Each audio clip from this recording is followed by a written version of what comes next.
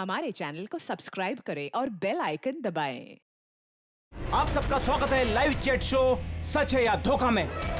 आइए मिलते हैं इलेश जी से, जिसने जादूगर जोरावर का पर्दाफाश किया। देखिए, आज मैंने जादूगर जोरावर को पूरी दुनिया के सामने बेनकाब कर दिया है। फिर भी मुझे एक बात समझ में नहीं आ रही सोहन जी, कि आज आप ये डिबेट कर ही क्यों रहे? वो तो ठीक है, मगर आज सारा देश ये जानना चाहता है कि आज आपने जादूगर जोरावर के शो में जो किया, क्या वो मल्लिका जी के कहने पे किया? क्या बिन फालतू की बात कर रहे हैं आप? नहीं सोहन, बिल्कुल भी नहीं। मेरे कहने पे क्यों? मतलब मैं तो इलेश को जानती भी नहीं हूँ और लेकिन मैं आपको एक बात बता दूं, जो भी इलेश ने किया है जोरावर के खिलाफ, मैं उसका पूरा समर्थन करती हूँ, क्योंकि ऐसे झूठे और जो फरेबी जादूगर होते हैं उनके साथ ऐसा ही होना चाहिए, उनको इसी तरह एक्सपोज करना चाहिए। तो मैं इसमें इलेश के साथ हूँ। बिल्कुल सही कहा मैंने। एक मिनट, मैं भी एक अनुभवी जादूगर हूँ और मैं दावे के साथ कह सकता हूँ कि जोरावर ढोंगी नहीं है, क्योंकि जादूगर के लिए जादू एक तपस्या है, फिर वो चाहे आत्माओं की हो या आंतरिक मन की। तो आप ये कहना चाहते हैं कि हर जादूगर का कनेक्शन होता है आत्माओं से? हाँ? तो मल्लिका जी, आपका भी कनेक्शन होगा आत्माओं से? नहीं सोहन, ये मेरा ऐसा कोई आत्माओं के साथ कोई कनेक्शन नहीं है। ऐसा जो कनेक्शन होता है वो सिर्फ ये जो झूठे और जो फरेबी जादूगर होते हैं ना, सिर्फ इन्हीं का हो सकता है। आप क्या कहना चाहते हैं? मैं भी फरेबी हूँ? अरे फरेबी तो ये मल्लिका ये जोरावर जैसे जो जोरावर के जादूगर खिलाफ जलन के मारे षड्यंत्र रचा। कुछ भी मतलब। अरे आप लोग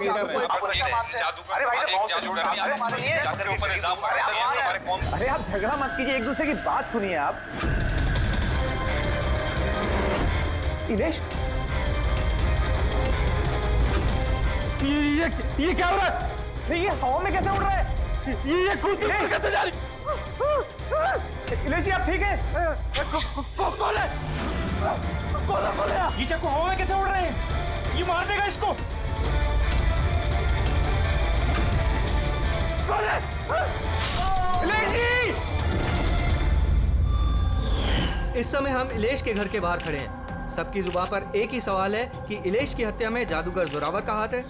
ऐसा क्या हुआ था मैजिक शो में जिसकी वजह से जादूगर जोरावर को इलेश का खून करना पड़ा? Good evening ladies and gentleman, आप सबका तहे दिल से शुक्रिया अदा करना चाहता हूं। The greatest magician Zorawar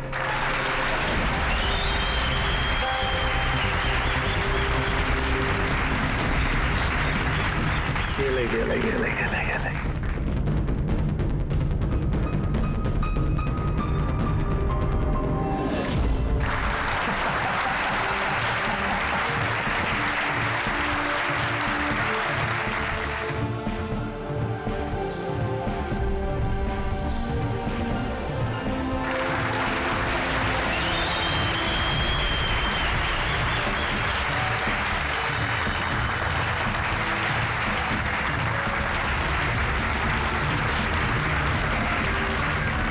ladies and gentleman, दिल थाम के बैठिए।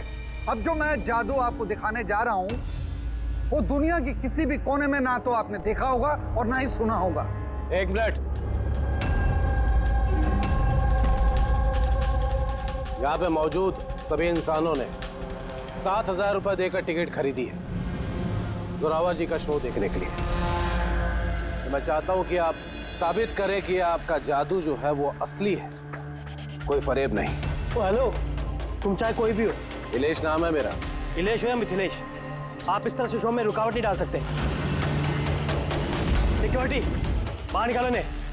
एक मिनट, ऐसा क्या गलत बोल दिया इन्होंने?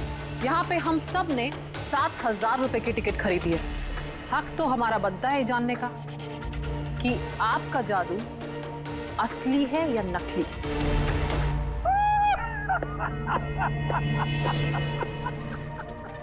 मल्लिका मशहूर जादूगरनी, लेकिन मेरी तरह इतनी कामयाब नहीं हो पाई, इसीलिए सारे हथकंडे शुरू कर दिए तुमने जलन के मारे। कितने पैसे दिए इसे तुमने मेरा शो रोकने के लिए? अगर तुम्हारा जादू असली है तो फिर डर किस बात का? हम सबको यहाँ जवाब चाहिए।